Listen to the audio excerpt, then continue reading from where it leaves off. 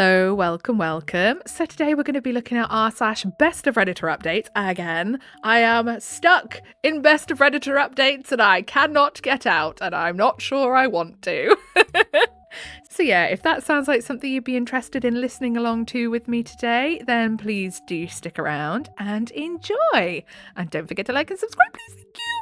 By looking at this post, just at a glance at the title, I can already tell you that I feel we're going to lose brain cells with this one. So this was posted to the subreddit by Direct Caterpillar 77, not the original poster, of course, just the person who has compiled it and posted it to us in Best of Redditor Updates. So the title says, "Last month, a friend began to cross a flooded river in his car with me in it.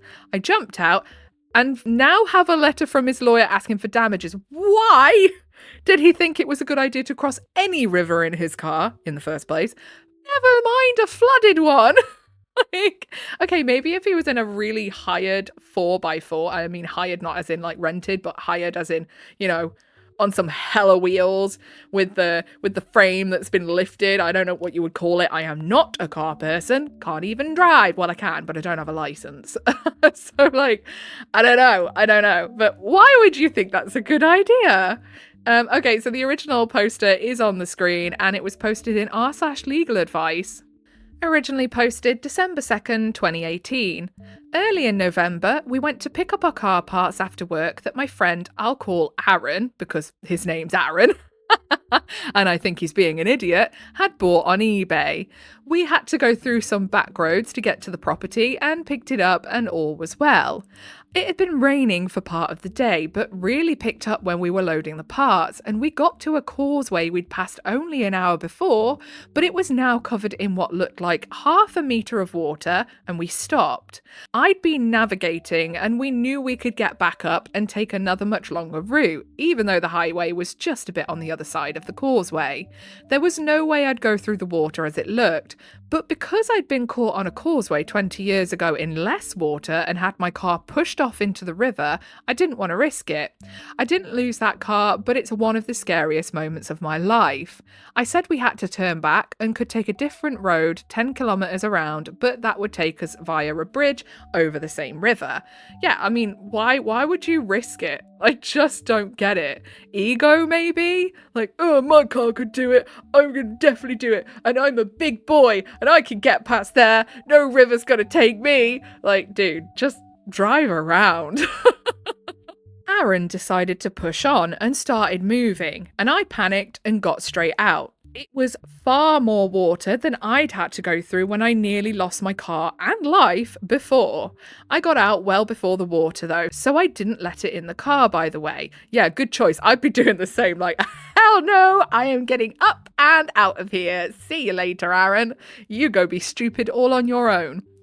Aaron didn't even get halfway across and the water pushed his car off the side, rolled it completely over, and it ended up upright on the bank 50 meters downstream. He was extremely lucky not to drown, and I ran down and helped him out. Immediately, he was aggressive and combative because he said with my weight in the car, cheeky, he'd have made it across. Admittedly, I'm 130 kilograms. What's that in stone? 20 stone. Still though, why would you want to risk yourself? But his car is 1,650 kilogram Commodore wagon with a couple hundred kilogram of eBay parts in the back, so it's not like I'd have made that much difference. We phoned for help and the river went down within an hour and made it across the causeway by foot. We haven't spoken since and he's avoided me in places we usually go. But on Friday I received a letter from a lawyer I know is real in our town, but sounds like it was written by my friend. It's asking for $50,000 for the car and personal damages because I made the car unsafe by getting out. No, he made the car unsafe by driving into a flooded river. What a twat. It was a 1997 Commodore, maybe worth $1,500 on a good day. Don't know what that means, to be honest with you. I don't know what a Commodore is. Someone reassure me. It's not up to me to sit in someone's car when they're doing something dumb, is it? No! And I have a feeling that he's written this himself and just put the lawyer's sort of like logo on it, because, you know, you could easily find that off the internet. But any lawyer is going to look at that and go, you were literally endangering this dude's life. He had the right to get out of your car, and then you are the idiot who drove into it. If you're gonna drive into it, then don't be surprised when things go sideways, literally. So some relevant comments. Wolfies Alone says, so what I gather from this is, friend wants to cross the river washed road. You say it's a bad idea. He says, nah mate, I'm doing it. You get out of fear of your own safety. Friend drives in and car washes away. Your friend blames you because 130 kilograms could have saved it. Yeah, that sounds like a crock of shite. I don't think you are liable for this shit. However, I would consult an attorney for legal advice pertaining to this situation. You were in imminent danger and acted on it by ensuring your own safety. There is nothing wrong with that. However, do not repost responses here and show him what people say to you. You could be liable for reasons, or even be incriminated. Yeah, exactly. When it comes to anything legal, keep it to yourself. You can absolutely ask for advice anonymously on the internet. Just don't share anything too much. And don't tell the person that you're doing that either. OOP. Yeah, that's what happened. I got carried away in a moment of salivating over internet justice. I won't say anything to him about this post. Honestly, I think that the OP is absolutely fine. Any lawyer, any court would look at it and go, yeah, your friend was about to endanger your life and you had a right to take yourself out of that situation. What happened next is his own fault. He had the option to not continue driving into the river. Your, probably ex-friend is an idiot. Hasn't he seen the "if it's flooded, forget it" adverts the bloody police put out every time there's a decent amount of rain? It's unlikely that an actual solicitor would have written such a letter of demand given how patently ridiculous the claim is, but you'll want to double check that's actually the case by calling them direct using a number taken from their website. If they did actually write the letter, just hang tight until you're actually served with a lawsuit. Get a solicitor of your own at that point. If they didn't write it and you're feeling petty, uttering false documents is an actual criminal offence, so you could dob him into the police. Personally, I dropped this idiot like a hot spud. Not only did they try to risk your life, they're now trying to extort money from you because they played stupid games and won a stupid prize. And then Witty and Pithy says, I used to practice in law in NSW. I am no longer authorised to practice there, and this cannot be relied upon as legal advice, but general advice to inform you of your next steps. 1. Observe whether the letter of demand states due date and whether they provided you with time to reply. If you do not comply with those dates, then the next step for Aaron is to follow statutory process for reissuing the letter of demand until eventually bringing a claim to court for a debt owing. I recommend you look to NSW statute on this letter of demand process. It details the time periods and process. 2. Do not contact the lawyer or speak to Aaron or write or say anything to them or other people around them. Do not try to write to them about your version of events. If I was advising a client, I would instruct them to delete any Reddit posts as well, as it is relevant evidence that can be used to cross-examine any witness evidence you wish to provide, and may undermine your credibility as a witness. Given a formal dispute may be a he said, she said situation, your reliability as a witness is important. 3.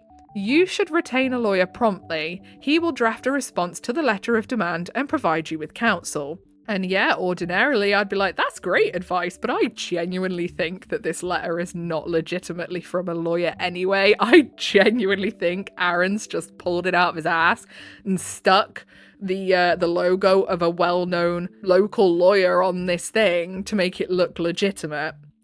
OOP then says, there's no due date or info about a time to reply, just a statement that because of my actions their client is out of $50,000 total and I need to pay it. See, I find that so funny as well. Like, you'd think if they were trying to pull a fast one, you'd pick a more reasonable amount, wouldn't you? Like, that's a ridiculous amount. It's like they've already found me guilty. There's nothing about court or how to pay or when. Makes me think it's more likely a fake. I won't contact Aaron about it or ask him to read over this thread, in the case I want to save myself money and just send a copy to the lawyers involved and say, can I get you to validate that this was sent from you? Is that likely to be a risk? Or should even that go through a lawyer I pick? I recognise that I might be going beyond what you're allowed to advise. I'll probably hit up a lawyer of my own this week. I mean, yeah, I don't see why literally just sending him a letter and say, hey, I just want to double check that this is actually legit would be a problem. It's not you saying anything about any of it. You're just checking that you're not being scammed. Update, December 11th, 2018. I went to a lawyer my parents had used a few years ago, and they recommended. She took one look at the letter from my friend Aaron's lawyers and said she has concerns about it, and she'd respond. She contacted his lawyer, and my lawyer mailed me to tell me that Aaron's lawyers aren't his lawyers at all. See, we all knew it, didn't we? We all knew it. But to contact her if I heard more otherwise. No need for more action. Aaron had apparently faked up the letter and admitted as much to me yesterday when he finally decided to talk to me. He wants me to retract my complaint to his lawyers about him using their letterhead. Yeah, because he knows he could get in massive trouble. I hadn't complained to them myself, so I did the time-honoured thing and told him to go pound sand. But it might have rhymed with go eat a bag of dicks. Yeah, Aaron was really trying to pull a fast one there. You hurt his little tiny boy ego because, first of all, you wouldn't go through the big scary river with him and you got out like a sane person. So you already undermined his intelligence there. And then you were proven right when he went through the river and disaster was afoot. So that bruised his little boy ego even more. So he was just trying to pull a fast one. Because clearly, he can't just take responsibility for his own actions, can he? So, down in the comments of the Best of Redditor Updates post, Leading Judgment 2 says, Aaron is the most moronic person I heard about in a while. First he drives his car into water and loses it, then commits fraud using a lawyer's name letterhead, ensuring he ends up in even more debt at best. Glad to see OOP got good legal help on this. Literally. And then Snoot Newt says, I think that would totally have worked if the car had had one more person in it. Is up there in level of stupidity too, literally. Also, I've just noticed their tagline, I will erupt feral from the cardigan screaming.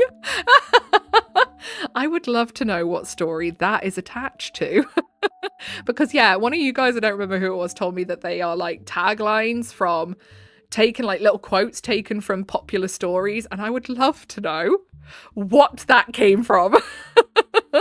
And then Sir Pippingthwaite, I don't know if I'm saying that right, it feels all kinds of wrong. Like, yeah, a few dozen tons of flowing water are going to be held at bay by 130 kilograms. Physics is clearly lost on that guy. Also, worth noting, at a 1/2 metre depth, that Commodore would have been sucking water into the intake and hydrolocking. It was never making it across.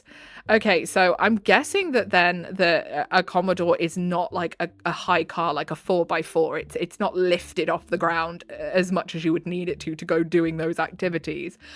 Yeah, Aaron is an idiot. And I don't think the OP needs to worry. I am so hungry right now. My stomach keeps rumbling. It is only 11 o'clock. My goodness, this is going to be a hard day. Okay, so the video is not as long as I would like it to be, so I think, considering Aaron effed up spectacularly, we will read a Today I Effed Up post to just round this off nicely.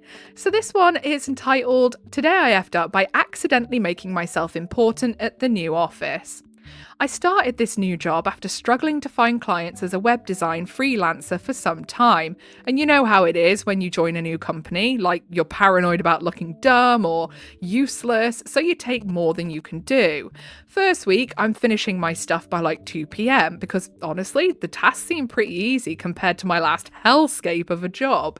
Instead of just scrolling shorts like a normal human, I'm asking around if anyone needs help. Like, kind of coping, but whatever. I was trying to make a good impression. Understandable, we all do it when we're new at a company, don't we?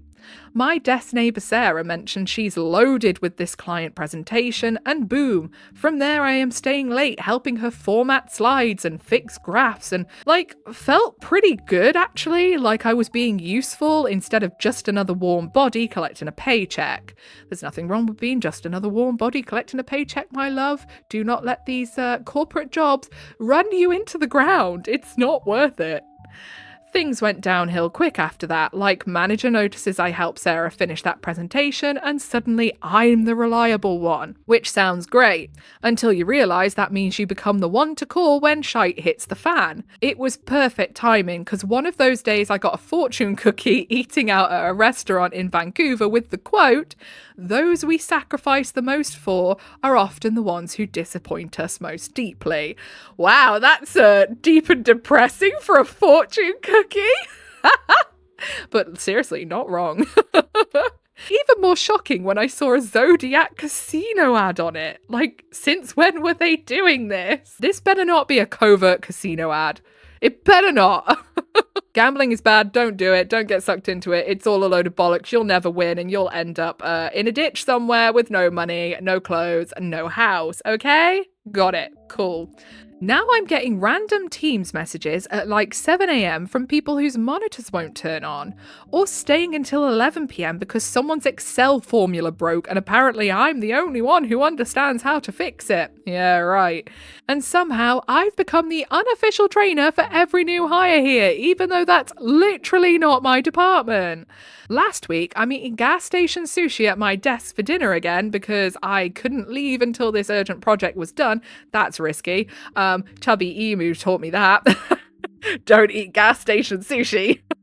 To which turned out to be reformatting a document that could have waited until next week. That's when it hit me that I've created this problem where everyone just assumes I'll take care of their stuff. My roommate keeps roasting me about it, but how do you walk this back without looking like you're suddenly being a D?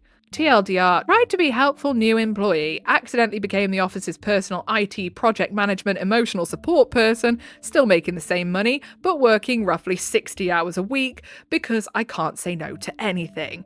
Honestly, that's something that you really have to get good at, everybody, because we're all terrible at it. Some of us are born naturally good at saying no to stuff, and I envy those people. But people pleasing seems to be rife, especially within the millennial generation. I don't know what that says, but I know that I can be a bit of a people pleaser sometimes. I know you will be very surprised to hear that.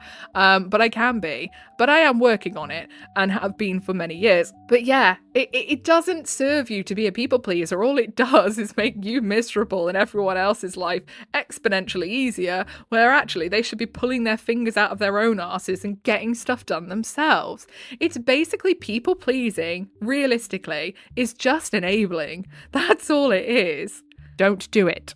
Especially not for some corporate job that would have you replaced in 5 seconds if you, stepped one little toe out of line. So, down in the comments, Hospice Doc says, start taking night classes. In quotations, of course. I can give you 15 minutes, but I can't stay late because I have a class or a date. And the presumption that everyone seems to have that you have nothing better to do after work. Yes, absolutely. And then Necessary Top says, you taught them you'll always say yes, so you need to retrain them. A simple, sorry, I can't stay late, will go further than you think.